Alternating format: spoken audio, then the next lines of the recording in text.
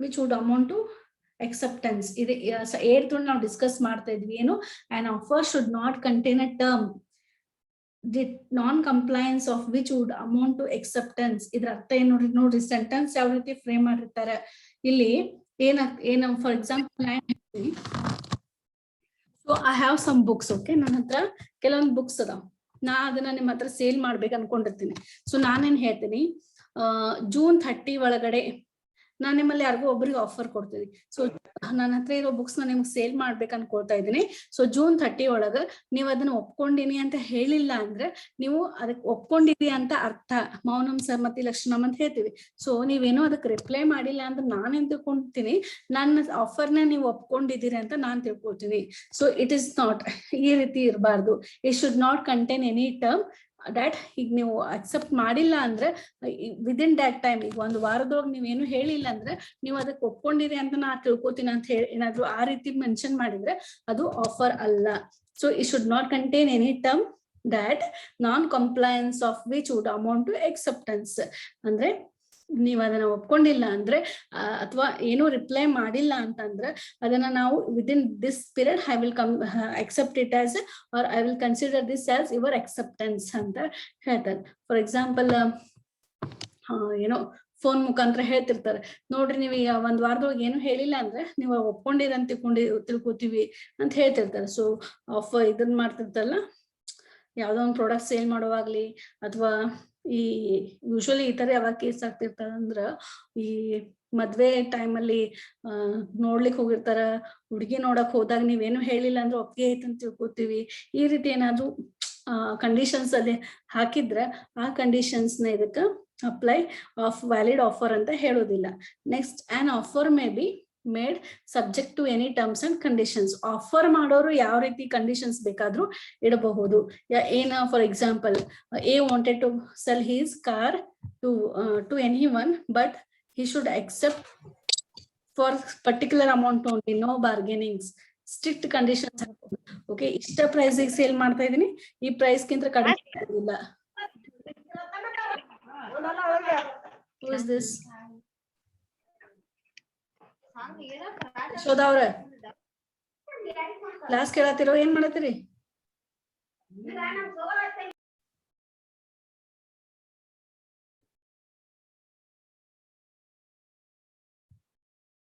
Just a minute.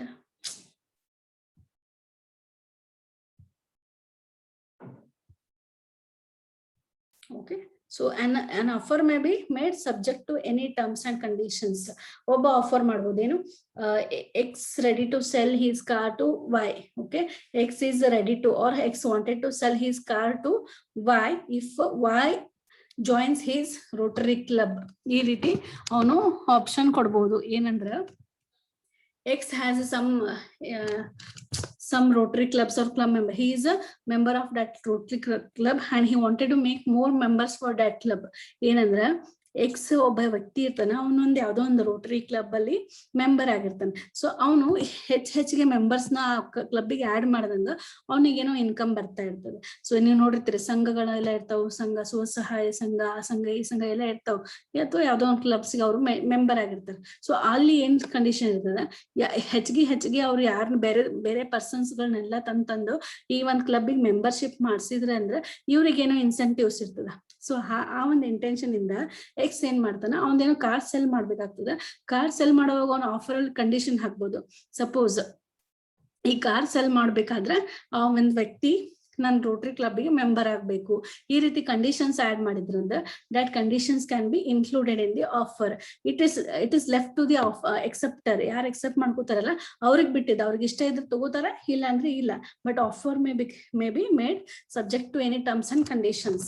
ಇಲ್ಲಿ ಯಾವುದೇ ತರ ಟರ್ಮ್ಸ್ ಅಥವಾ ಕಂಡೀಷನ್ಸ್ ಕೂಡ ಇರ್ಬೋದು. ಅಥವಾ ಈ ಕಾರ್ ಸೆಲ್ ಮಾಡುವಾಗ ಅದ್ರಲ್ಲಿ ಏನೋ ರಿಪೇರಿ ವರ್ಕ್ ಇರ್ತದೆ, ಬಟ್ ಅದನ್ನ ನೀವೇ ಮಾಡಿಸ್ಕೊಳ್ಬೇಕಂತ ಹೇಳ್ತಾರೆ. ನಾನಂತೂ ಯಾವ್ದೇ ರಿಪೇರಿ ಮಾಡ್ಸಂಗಿಲ್ಲ, ಈ ರೀತಿ ಕಾರ್ ಒಳಗೆ ಇಂತಿಂತ ಪ್ರಾಬ್ಲಮ್ಸ್ ಅದಾವ, ಬಟ್ ಅದನ್ನ ನೀವೇ ಮಾಡ್ಕೊಳ್ಬೇಕು, ಈ ರೀತಿ ಕಂಡೀಷನ್ ಅನ್ನು ಹಾಕ್ಬೋದು. Offerer can add any terms and condition with his offer, so that can be valid offer. Next, so these are the legal rules relating to the offer. ಇದನ್ನ ನಿಮ್ಗೆ 5 ಮಾರ್ಕ್ಸ್ ಸಿಗಾದ್ರೂ ಕೇಳ್ಬೋದು ಅಥವಾ 15 ಮಾರ್ಕ್ಸ್ ಸಿಗಾದ್ರೂ ಕೇಳ್ಬೋದು. So according to the situation you should ready for writing the answer. Okay, ಇದು ಬರೀ ನಿಮ್ಗೆ total valid essentials of contract ಅಂತ 15 ಮಾರ್ಕ್ಸ್ ಕೇಳ್ಬೋದ್ರಿ. ಇಲ್ಲ ಬರೀ ಆಫರ್ ಬಗ್ಗೆ ಬರೀರಿ ಅಂತ 15 ಮಾರ್ಕ್ಸ್ ಕೇಳ್ಬೋದು. ಇಲ್ಲ 5 ಮಾರ್ಕ್ಸಿಗೂ ಕೇಳ್ಬೋದು.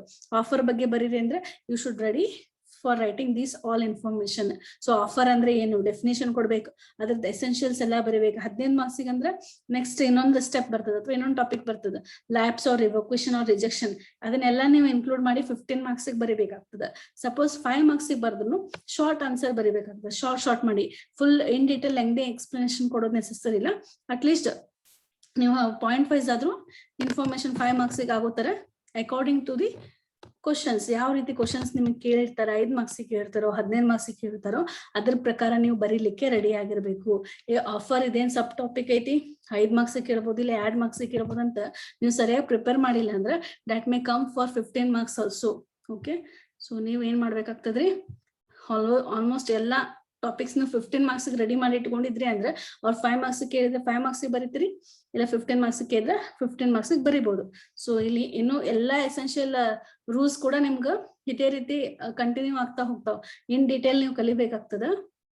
ಸೊ ನಾವು let's go on to the next topic, that is lapse or revocation and rejection of offer.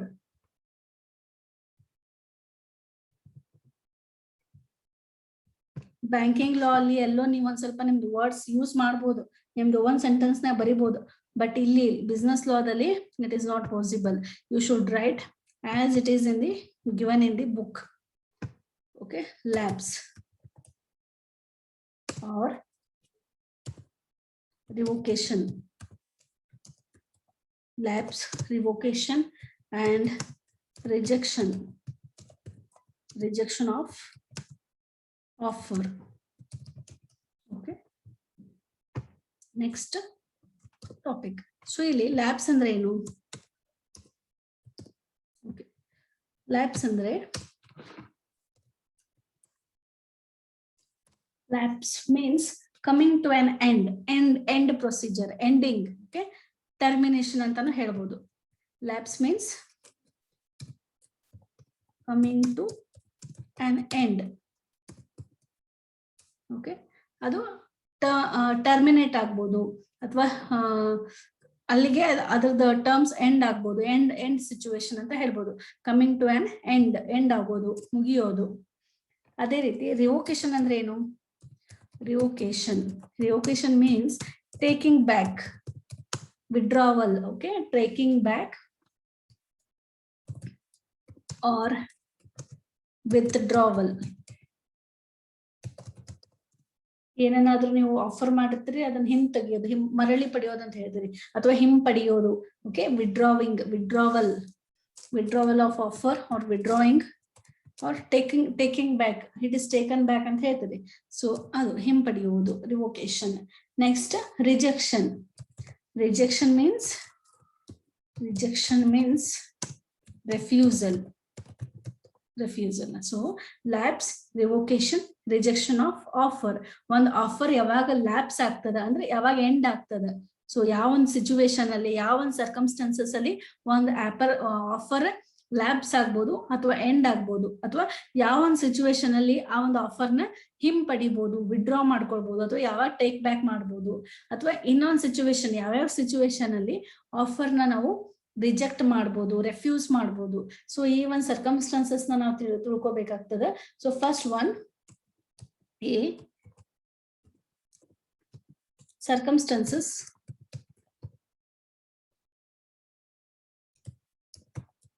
circumstances under which an offer lapses. It means one the offer yaವಾಗ end ಆಗ್ತದ, lapse ಆಗ್ತದ, ಯಾವಾಗ lapse ಆಗ್ತದ, ಯಾವ situation ಒಳಗಡೆ ಅದು ಮುಗಿತದ, end ಆಗ್ತದ. Okay, first situation ಯಾವಾಗ ಆಗ್ಬೋದ್ರಿ, ಹೇಳ್ಬೋದ ಯಾವಾಗ ಮುಗಿತದ ಅಂತ ಹೇಳಿ?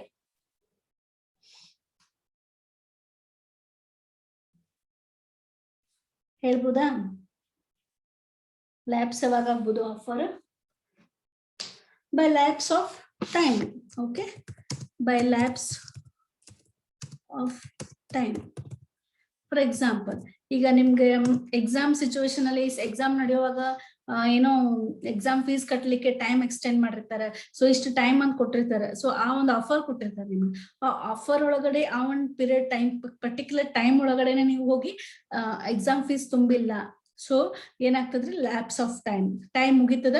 ಸೊ ಅವ್ರು ಕೊಟ್ಟಿದ್ದ ಆಫರ್ ಏನಾಗ್ತದ್ರಿ, ಮುಗಿದ್ ಬಿಡ್ತದೆ, ಎಂಡ್ ಆಗ್ಬಿಡ್ತದೆ. ಸೊ ಅವ್ರು ಕೊಟ್ಟಿದ್ದ ಡೇಟ್ ನೆಕ್ಸ್ಟ್ ಡೇ ಹೋಗಿ ನೀವು ಫೀಸ್ ಕಟ್ತೀನಿ ಅಥವಾ ಎಕ್ಸಾಮ್ ಫೀಸ್ ಕಟ್ತೀನಿ, ಎಕ್ಸಾಮ್ ಕೊಡ್ತೀನಿ ಅಂದ್ರೆ you are not allowed. So lapse of time. ಅದೇ ರೀತಿ suppose A wanted to sell his car within or on 30th June. Okay, 30 June ಒಳಗಡೆನ ಅವ್ನ ಏನ್ ಮಾಡ್ಬೇಕ್ರಿ, ಅವ್ನ ಕಾರ್ನ ಸೆಲ್ ಮಾಡ್ಬೇಕು. ಯಾರಾದ್ರೂ ರೆಡಿ ಇದ್ರೆ ಪರ್ಚೇಸ್ ಮಾಡೋರು 30th June ಒಳಗ ಅವ್ನ್ ಸೇಲ್ ಮಾಡಿ ಹೋಗ್ತಿರ್ತಾನೆ. ಯಾಕಂದ್ರೆ ಅವ್ನು ಕಡಿಮೆ ಪ್ರೈಸ್ ಆಫರ್ ಮಾಡ್ತಾನೆ. Maybe wanted to settle in foreign. So foreign ಹೋಗಿಂತ ಮುಂಚೆ ಏನ್ ಮಾಡ್ಬೇಕ್ರಿ, ಅವ್ನ್ ತನ್ನ ಕಾರ್ನ ಬಹಳ ಕಡಿಮೆ ರೇಟಿಗೆ, ಬೇರೆ ಕಡೆ ಕಂಪೇರ್ ಮಾಡ್ರಿ ಬಹಳ ಕಡಿಮೆ ರೇಟಿಗೆ ಸೇಲ್ ಮಾಡ್ಬೇಕನ್ನೋ ಒಂದು ಇಂಟೆನ್ಷನ್ ಇರ್ತದೆ. ಬಟ್ ಟೈಮ್ ಕೊಟ್ಟಿರೋದು ಯಾವಾಗ, 30th June. ಆ ಒಂದು ಟೈಮ್ ಮುಗಿಯೋಷ್ಟೊತ್ತಿಗೆ ಯಾರಾದ್ರೂ ಬಂದ್ ಪರ್ಚೇಸ್ ಮಾಡಿದ್ರೆ ಓಕೆ. ಸಪೋಸ್ ಯಾರು ಬಂದಿಲ್ಲ ಅಂದ್ರೆ ದಟ್ ಆಫರ್ ಲ್ಯಾಪ್ಸ್ ಆಗ್ತದ. ಆಫರ್ ಏನಾಗ್ತದ್ರಿ, because of lapse of time that offer also lapses. So an offer lapses after a stipulated or reasonable time. ಈಗ ಒಂದು ಟೈಮ್ ಏನ್ ಕೊಟ್ಟಿರ್ತಾರಲ್ಲ, ಆ ಟೈಮ್ ಮುಗಿತಂದ್ರ ಅಥವಾ ಏನು ಟೈಮ್ ಮೆನ್ಷನ್ ಮಾಡಿದ್ದಿಲ್ಲ ಅಂದ್ರೆ ಒಂದು ರೀಸನಬಲ್ ಟೈಮ್ ಇರ್ತದ. 3 months 6 months ಈ ರೀತಿ ಒಂದು ರೀಸನಬಲ್ ಟೈಮ್ ಇರ್ತದ. ಆ ಟೈಮ್ ಮುಗಿದ ಮೇಲೆ ಯಾರಾದ್ರೂ ಬಂದ್ರ so that offer can be said as lapsed. Okay, so an offer lapses if it is not accepted within the time stipulated in the offer, or if no time is mentioned, then within a reasonable time that offer is lapsed. So what is a reasonable time? It depends upon the circumstances or situations. For example, here X offered to sell his car to Y. Okay, X and Y ಅಂತ fix ಮಾಡ್ಕೊಡ್ರಿ, ಇಲ್ಲ A and B ಅಂತ fix ಮಾಡ್ಕೊಡ್ರಿ. So X offered to sell his car to Y and asked him to send his acceptance early. So okay, within 1 month. ಇಲ್ಲಿ X ಏನ್ ಮಾಡ್ತಾನೆ, ಅವ್ನ್ car cell ಮಾಡ್ಲಿಕ್ಕೆ Y ಕಡೆ offer ಮಾಡ್ತಾನೆ. ಓ, ನನ್ನೊಂದ್ car ಐತಿ, ನಾನು ನಿನ್ಗೆ ಸೆಲ್ ಮಾಡ್ಬೇಕಂತ ಇದೀನಿ. ಸೊ ನೀ ಎಕ್ಸೆಪ್ಟ್ ಮಾಡ್ಕೊಂಡಿದ್ರೆ ಅಂದ್ರೆ ಆ ಎಕ್ಸೆಪ್ಟೆನ್ಸ್ ವಿದಿನ್ 30th June ನೀ ಕಳಿಸ್ಬೇಕು. ಸೊ Y ಏನ್ ಮಾಡ್ತಾನೆ, ಕಳ್ಸಿದ್ ಬಿಡ ಅಂತ ಅನ್ಕೊಂಡಿರ್ತಾನೆ, ಬಟ್ ಮರ್ತ್ ಬಿಡ್ತಾನೆ. ಸೊ ಅವ್ನ ಎಕ್ಸೆಪ್ಟೆನ್ಸ್ ಏನ್ ಮಾಡ್ತಾನೆ, ನೆಕ್ಸ್ಟ್ July 5th ಕಳಿಸ್ತಾನೆ. ಬಟ್ ಅಷ್ಟೊತ್ತಿಗೆ ಏನಾಗಿರ್ತೈತ್ರಿ, ಟೈಮ್ ಲ್ಯಾಪ್ಸ್ ಆಗಿರ್ತದ. ಅವ್ನ್ ಕೊಟ್ಟಿರುವಂತ ವಾಯ್ದೆ ಆಗಿರ್ಬೋದು ಅಥವಾ ಟೈಮ್ ಮುಗಿದ್ ಹೋಗಿರ್ತದ. ಆ ಟೈಮ್ ಮುಗಿದ್ಮೇಲೆ ಏನಾದ್ರು ಎಕ್ಸೆಪ್ಟ್ ಮಾಡ್ಕೊಂಡ್ರೆ ಆ ಒಂದು ಎಕ್ಸೆಪ್ಟೆನ್ಸ್ಗೆ ವ್ಯಾಲಿಡ್ ಎಕ್ಸೆಪ್ಟೆನ್ಸ್ ಅಂತ ಅನ್ನೋದಿಲ್ಲ. ಹಾಗಾಗಿ ಆಫರ್ ಏನಾಗ್ತೈತ್ರಿ, ಲ್ಯಾಪ್ಸ್ ಆಗ್ತದ. Next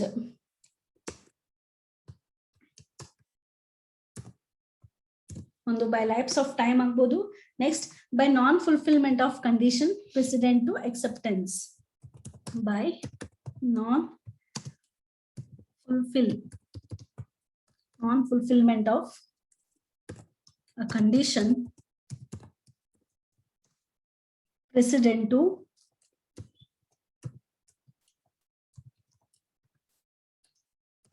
acceptance. So agla one example here. X wanted to sell his car for lower price, but that person should join to his club. Okay, ಏನ್ರಿ ಎಕ್ಸ್ ಏನಿರ್ತಾನೆ, ಒಂದ್ ರೋಟರಿ ಕ್ಲಬ್ ಮೆಂಬರ್ ಇರ್ತಾನೆ. So ಅವ್ನ್ ಕಾರ್ನ ಬಹಳ ಕಡಿಮೆ ರೇಟಿಗೆ sale ಮಾಡ್ಲಿಕ್ಕೆ ready ಇರ್ತಾನೆ. ಬಟ್ ಏನ್ ಕಂಡೀಷನ್ ಹಾಕಿರ್ತಾನೆ, ಯಾರು ಪರ್ಚೇಸ್ ಮಾಡ್ತಾರಲ್ಲ ಕಾರು, ಆ ಪರ್ಚೇಸ್ ಮಾಡೋರು ಅವ್ನ್ ರೋಟರಿ ಕ್ಲಬ್ ನ ಮೆಂಬರ್ ಆಗ್ಬೇಕು. ಇದೊಂದು ಎಕ್ಸ್ಟ್ರಾ ಕಂಡೀಷನ್ ಅದ್ರ ಜೊತೆಗೆ ಆಡ್ ಮಾಡಿರ್ತಾರೆ. ಸಪೋಸ್ ಈಗ ಎಕ್ಸ್ ವೈಗೆ ಆಫರ್ ಮಾಡಿರ್ತಾನೆ ಅಂದ್ರೆ why should accept that condition also.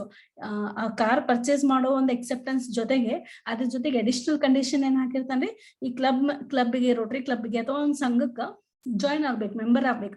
ಈ ಕಂಡೀಷನ್ಗೂ ಒಪ್ಕೊಂಡ್ರೆ ಮಾತ್ರ ಆಫರ್ ವ್ಯಾಲಿಡ್ ಆಗ್ತೈತಿ.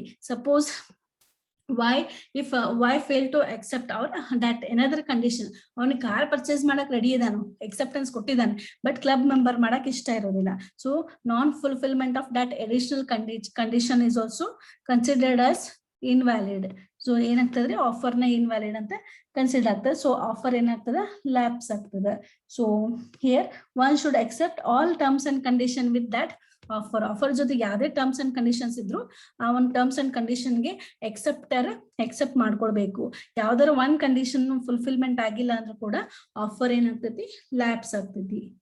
Next third situation, by non acceptance in the mode prescribed.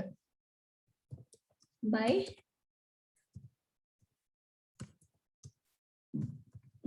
non acceptance in the mode prescribed, okay, or if no mode is prescribed,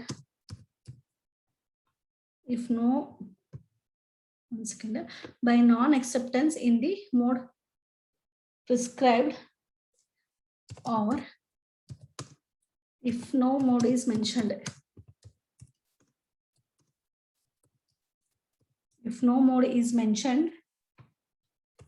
in some usual and reasonable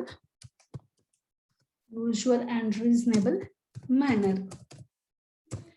So ಈಗ same example ತಗೋತೀವಿ. X wanted to sell his car to Y, same example.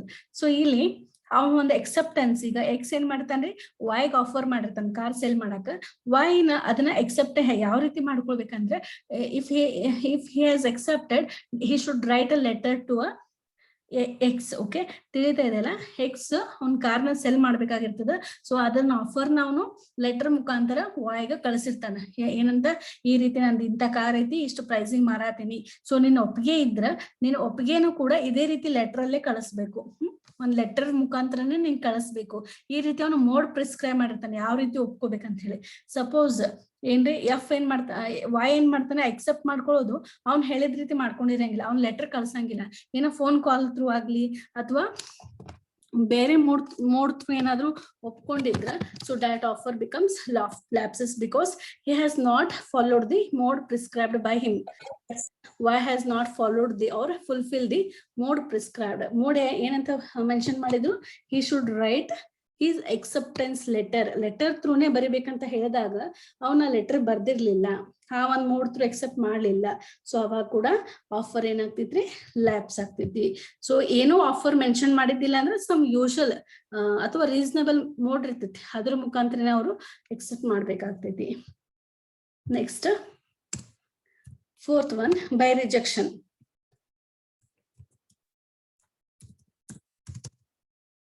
By rejection. So ಈಗ X ವೈಗೆ offer ಮಾಡ್ತಾನೆ, but ಆ ಆಫರ್ನ ಏನ್ ಮಾಡ್ತಾನ್ರಿ, Y reject ಮಾಡ್ಬಿಡ್ತಾನೆ. So ಅವ್ನು ರಿಜೆಕ್ಟ್ ಮಾಡಿದ್ರು ಕೂಡ ಆಫರ್ ಏನಾಗ್ತೈತಿ, ಲ್ಯಾಪ್ಸ್ ಆಗ್ತೈತಿ. Next fifth one, by revocation.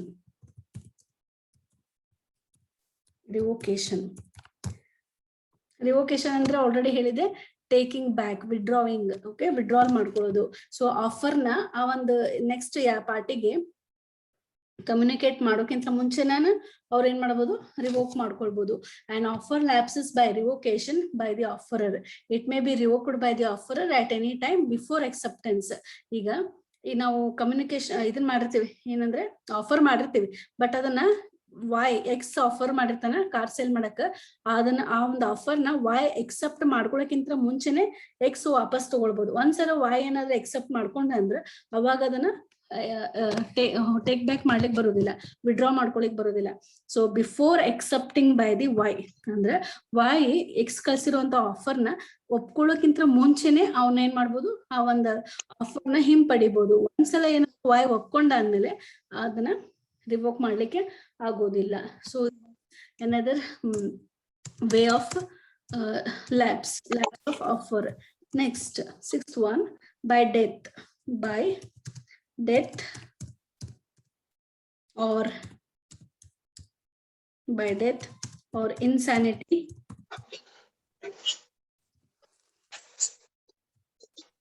By death or insanity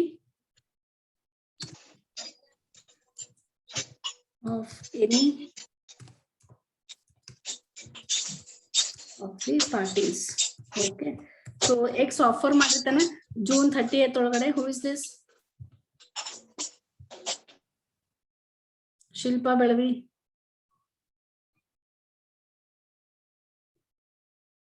Shilpa Belavi. So here, by death or insanity of the any party. So offer ಮಾಡ್ತಾರ ಮಾಡಿರ್ತಾರ ನೆಕ್ಸ್ಟ್ ಒಂದ್ ವಿದಿನ್ ಟೈಮ್ 30th ಜೂನ್ ಒಳಗೆ accept ಮಾಡ್ಕೊಳ್ಳೋದಿರ್ತೈತಿ. But ಆ ಒಂದ್ time ಒಳಗೆ ಯಾರೋ ಇಬ್ಬರು party ಒಳಗೆ ಯಾರೋ ಆಫರ್ ಮಾಡ್ದವನಾಗಿರ್ಬೋದು, ಇಲ್ಲ ಎಕ್ಸೆಪ್ಟ್ ಮಾಡ್ಕೊಳ್ಬೇಕಾಗಿರೋನಾದ್ರು, ಯಾರ್ದಾದ್ರು ಡೆತ್ ಆಯ್ತು ಅಥವಾ ಇನ್ಸೇನ್ ಆದ, ಲೈಕ್ ಮಾನಸಿಕ ಅಸ್ವಸ್ಥತೆಯನ್ನು ಕಳ್ಕೊಂಡ್ಬಿಟ್ಟಿದೆ ಯಾವ್ದೋ ಒಂದು ಪಾರ್ಟಿ. ಸೊ ಅವಾಗ ಆಟೋಮೆಟಿಕಲಿ ಆಫರ್ ಏನಾಗ್ತೈತ್ರಿ, ಅದು lapse ಆಗ್ಬಿಡ್ತದೆ. So an offer lapses when either of the parties, that is offerer or offeree, expires or becomes insane before it is accepted. Thus, if the offer or expires, the offeree cannot accept the offer. Similarly, if the offeree expires, the legal representatives of the offeree cannot accept it. ಈಗ offer ಮಾಡಿರ್ತಾನೆ, offer ಮಾಡಿದ್ಮೇಲೆ ಒಂದು ಎಕ್ಸೆಪ್ಟರ್ ಏನೋ sudden ಆಗಿ expire ಆದ್ರು, ಅವಾಗ ಎಕ್ಸೆಪ್ಟರ್ death ಆಯ್ತು ಅಂತ ಹೇಳಿ ಅವ್ರದ್ದು ಲೀಗಲ್ ರಿಪ್ರೆಸೆಂಟೇಟಿವ್ಸ್ ಆ ಆಫರ್ನ ಎಕ್ಸೆಪ್ಟ್ ಮಾಡ್ಕೊಳಕ ಬರೋದಿಲ್ಲ. As there will be no rules regarding this, so they cannot legal representative cannot accept that offer made by the X. So however, if the offeree accepts the offer not knowing the fact of death or insanity of the offeree, the acceptance becomes valid anta ಹೇಳ್ತಾರೆ. ಏನಂದ್ರೆ here if offeree accept the offer not knowing the fact of death or insanity of the offeree, ಅಂದ್ರೆ ಈ ಒಂದು ಆಫರ್ನ accept ಮಾಡ್ಕೊಂಡಿರ್ತಾರೆ, but offer death ಆಗಿರ್ತೈತಿ, ಈ ಒಂದು fact ಅವ್ರಿಗೆ ಗೊತ್ತಿಲ್ಲದೆ ಎಕ್ಸೆಪ್ಟ್ ಮಾಡ್ಕೊಂಡಿರ್ತಾರೆ ಅಂದ್ರೆ ಅವಾಗ ಅದು ವ್ಯಾಲಿಡ್ ಆಗ್ತದೆ. So these are some way are types how an offer become lapses. Then 7th one, by subsequent illegality. By subsequent illegality. Okay, subsequent illegality or destruction of object, destruction of object or subject, destruction of object or subject. So subsequent illegality andre enri, an offer lapses if the subject matter of the offer becomes illegal or destroyed after it is made and before it is accepted. For example, where an offer is made to sell 100 barrels of wine at rupees 500 per barrel, and before it is accepted, the law introducing prohibition is enacted. For example, ಈಗ subsequent ಇಲ್ಲಿಗ್ಯಾಲಿಟಿ ಅಂತ ಹೇಳಿದಾರೆ. So first ಏನ್ರಿ, ಯಾವ್ದೇ ತರ ಈಗ wine sale ಮಾಡಕ್ಕೆ ಯಾವ್ದೇ ತರ ಪ್ರೊಹಿಬಿಷನ್ ಇರಂಗಿಲ್ಲ. So you can sell the wine. Okay, wine ಅಂದ್ರೆ ಗೊತ್ತಿರ್ತದ, ವೈನ್ ಸೇಲ್ ಮಾಡ್ಬೋದು ಅಂತ ಫಸ್ಟ್ ಯಾವ್ದೇ ತರ ರೂಲ್ಸ್ ಇರಂಗಿಲ್ಲ, ಏನು ಸೇಲ್ ಮಾಡಬಾರ್ದು ಅನ್ನೋ ಪ್ರೊಹಿಬಿಷನ್ ಇರಂಗಿಲ್ಲ. So A can cell 500 barrels of wine at rupees some amount. Okay, he may sell 100 barrels, 500 barrels sale ಮಾಡ್ಬೇಕಂತ ವಾಯ್ಗೆ ಸೇಲ್ ಮಾಡ್ಬೇಕಂತ ಹೇಳಿ ಅಗ್ರಿಮೆಂಟ್ ಆಗಿರ್ತದ. ಅಗ್ರಿಮೆಂಟ್ ಮಾಡ್ಕೊಂಡು ಅದನ್ನ ಎಕ್ಸೆಪ್ಟ್ ಮಾಡೋಕ್ಕಿಂತ ಮುಂಚೆ ಆ ವೈನ್ ಏನ್ ಮಾಡ್ತಿರ್ತಾರಲ್ಲ ಅದಕ್ಕೆ ಗೌರ್ಮೆಂಟ್ ಏನ್ ಮಾಡ್ತಾರ, ಪ್ರೊಹಿಬಿಷನ್ ಹಾಕ್ಬಿಡ್ತಾರೆ. ಈಗ ಯಾರು ವೈನ್ ಸೇಲ್ ಮಾಡಬಾರ್ದು. ಸೊ ಲೀಗಾಲಿಟಿ ಅವಾಗ ಏನಾಗ್ತದ್ರಿ, selling of wine becomes illegal ಅಥವಾ ಏನೋ ಡಿಸ್ಟ್ರಕ್ಷನ್ ಆಗ್ಬಿಡ್ತದ. ಡಿಸ್ಟ್ರಕ್ಷನ್ ಅಂದ್ರೆ ಆ subject matter itself becomes destroy ಆಗ್ಬಿಡ್ತದ. ಸೊ ಅಂತ ಒಂದು ಕೇಸಲ್ಲಿ ಕೂಡ ಇದೇನಾಗ್ತದ ರೀ, ಆಫರ್ ಏನಾಗ್ತದ, ಲ್ಯಾಪ್ಸ್ ಆಗ್ತದ.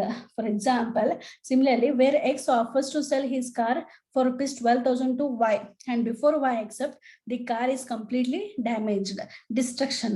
ಸೊ ಇಲ್ಲಿ ಫಸ್ಟ್ ಎಕ್ಸಾಂಪಲ್ ಏನ್ ಹೇಳಿದೆ, ವೈನ್ ಸೇಲ್ ಮಾಡ್ಬೇಕಾಗ್ತದೆ, ಯಾವ್ದೇ ತರ ಗೌರ್ಮೆಂಟ್ ಇಂದ ಪ್ರೊಹಿಬಿಷನ್ ಇರಂಗಿಲ್ಲ, ಆಫರ್ ಮಾಡಿರ್ತಾನೆ. ಬಟ್ ಅದನ್ನ ಎಕ್ಸೆಪ್ಟ್ ಮಾಡ್ಕೊಳಕ್ಕಿಂತ ಮುಂಚೆ, ವಾಯ್ ಕಡೆಯಿಂದ ಎಕ್ಸೆಪ್ಟ್ ಮಾಡೋಕ್ಕಿಂತ ಮುಂಚೆ ಗೌರ್ಮೆಂಟ್ ಒಂದು ರೂಲ್ಸ್ ತರ್ತದೆ, ಏನು, selling of wine is prohibited.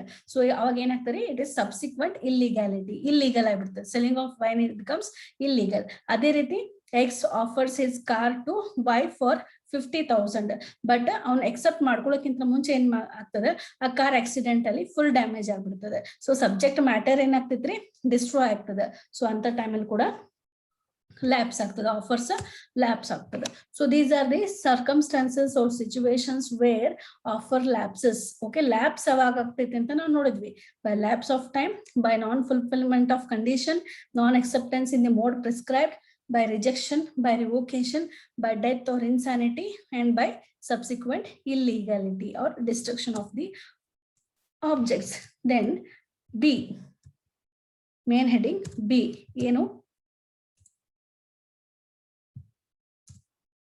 circumstances. ಇಲ್ಲಿ ತನ ಏನಾದರೂ ಡೌಟ್ ಇದೆ ಏನ್ರಿ? Any doubts? No ma'am. No ma'am. Clear? Yes ma'am. Yes ma'am. Circumstances under which offer may be revoked. Offer ನ ಈ ಫಸ್ಟ್ ಲ್ಯಾಪ್ಸ್ ಯಾವಾಗ ಆಗ್ತೈತಿ ಅಂತ ನೋಡಿದ್ವಿ. ಈಗ ಆಫರ್ ಯಾವಾಗ ರಿವೋಕ್ ಆಗ್ತೈತಿ ಅಥವಾ ಯಾವಾಗ ವಿಡ್ರಾ ಮಾಡ್ಕೊಳ್ಬಹುದು, ಯಾವಾಗ ಅದನ್ನ ಟೇಕ್ ಬ್ಯಾಕ್ ಮಾಡಬಹುದು. ಸೊ ನಾವು ಕಂಡೀಷನ್ಸ್ ಅಥವಾ ಸಿಚುವೇಶನ್ ನೋಡೋಣ. Revocation by communication of notice. Revocation first situation. Revocation by communication. Revocation by communication of notice. So ಇಲ್ಲಿ an offer may be revoked by the communication of notice at any time before its acceptance is complete as against the offer ಅಂತ ಹೇಳ್ತಾರೆ. For example, ಈಗ ಒಂದು offer ಮಾಡಿರ್ತಾರೆ, X offer ಮಾಡಿರ್ತಾನೆ ಅವ್ನ್ car sale ಮಾಡ್ಬೇಕಂತ ಹೇಳಿ. ಅದು ಎಕ್ಸೆಪ್ಟ್ ಮಾಡ್ಕೊಳ್ಳೋಕ್ಕಿಂತ ಮುಂಚೆ ಒಂದ್ ಟೈಮ್ ಕೊಟ್ಟಿರ್ತಾರೆ, 1 month ಟೈಮ್ ಕೊಟ್ಟಿರ್ತಾರೆ ಎಕ್ಸೆಪ್ಟ್ ಮಾಡ್ಕೊಳ್ಳೋಕೆ. ಅಷ್ಟ್ರೊಳಗೆ ಏನ್ ಮಾಡ್ತಾನ್ರಿ, ಎಕ್ಸ್ ಗ ಕಾರ್ ಸೇಲ್ ಮಾಡೋದು ಇದು ಇಂಟೆನ್ಷನ್ ಸಡನ್ ಆಗಿ ಚೇಂಜ್ ಆಗ್ಬಿಡ್ತದೆ, ಕಾರ್ ಮಾರಬಾರ್ದು ಅಂತ ತಿಳ್ಕೊತಾನೆ. ಸೊ ಅವ್ನ ಏನ್ ಮಾಡ್ತಾನೆ, ಇಮಿಡಿಯೇಟ್ ಆಗಿ ನಾ ಈ ರೀತಿ ಆಫರ್ ನಿನಗೆ ಮಾಡಿದ್ದೆ, ಅದನ್ನ ನಾವು ವಾಪಸ್ ಪಡಿತಾ ಇದೀನಿ ಅಂತ ಒಂದು ಲೀಗಲ್ ನೋಟಿಸ್ ಕಳಿಸ್ಬೇಕು. ಆಫರ್ ಕಳ್ಸಿರ್ತಾನೆ, ಒಂದ್ 15 days ಆದ್ಮೇಲೆ ಆದ ತಕ್ಷಣ ಅವ್ನಿಗೆ ಅವ್ನ ಇಂಟೆನ್ಷನ್ ಚೇಂಜ್ ಆಗ್ತದೆ. Now he don't want to sell his car. So immediately ಏನ್ ಮಾಡ್ಬೇಕ್ರಿ, ಅವನ್ ನೋಟಿಸ್ ನ ಆಫರಿಗೆ ಅಥವಾ ಯಾರು ಅಕ್ಸೆಪ್ಟ್ ಮಾಡ್ಕೋಬೇಕಾಗಿರ್ತದ ಅವ್ರಿಗೆ ಒಂದು ನೋಟಿಸ್ ಕಳ್ಸೋದ್ರಿಂದ ಅವ್ನ ಏನ್ ಆಫರ್ ಮಾಡಿರ್ತಾನಲ್ಲ ಅದನ್ನ ವಾಪಸ್ ಪಡ್ಕೊಳ್ಬಹುದು. Next situation, revocation by the lapse of time. Revocation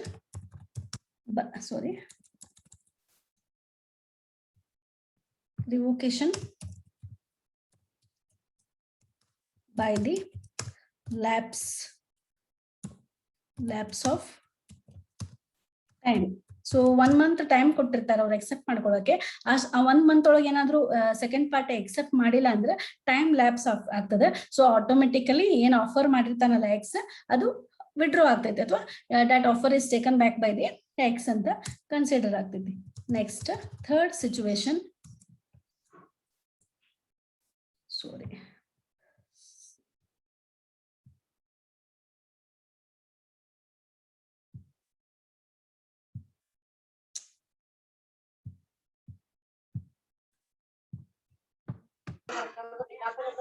oh shit, 1 second.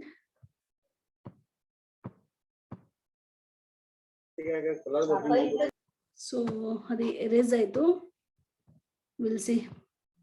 I'll just save this.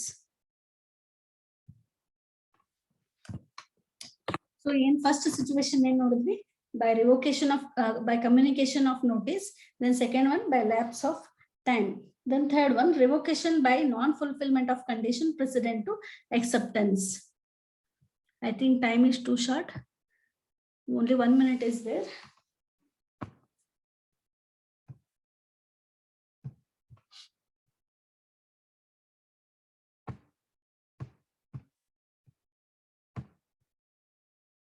Less than 1 minute. So I'll just explain and tomorrow I'll again revise. Okay, ಈಗ ಅದ್ರ ಜೊತೆಗೆ ಏನ್ ಕಂಡೀಷನ್ ಹಾಕಿರ್ತಾರಲ್ಲ, that is ಒಂದು example ಹೇಳಿದೆ. ಏನು, acceptance of offer with a condition that that second party should join his club. ಅವನೇನಾದ್ರೂ ಆ condition accept ಮಾಡಿಲ್ಲ ಅಂದ್ರೆ ಏನ್ ಮಾಡ್ಬೋದ್ರಿ, he can revoke his offer. Next situation, revocation by death or insanity. Same away points ಬರ್ತಾವ ನೋಡ್ರಿ ಇಲ್ಲಿ. ಯಾವ್ದಾದ್ರು ಒಂದ್ ಪಾರ್ಟಿ ಡೆತ್ ಆಗಿತ್ತು ಅಥವಾ ಇನ್ಸೇನ್ ಆದ, ಹುಚ್ಚ ಆದ, ಮಾನಸಿಕ ಅಸ್ವಸ್ಥ ಆಗಿದೆ ಅಂದ್ರೆ ಅವಾಗ ಕೂಡ ಆಫರ್ನ he can take back the offer. Then revocation by counter offer. Okay, counter offer ಅಂದ್ರೆ ಇವನೊಂದು ಆಫರ್ ಮಾಡಿರ್ತಾನೆ, ಅದ್ರ ಜೊತೆಗೆ ಅವನು ಕೂಡ ಒಂದು ಆಫರ್ ಮಾಡ್ತಾನೆ. ಸೊ ಅದು ಕೌಂಟರ್ ಆಫರ್ ಅಂತ ಹೇಳ್ತಾನೆ. Remaining thing will discuss in next class. Yes, time is Okay, ma'am.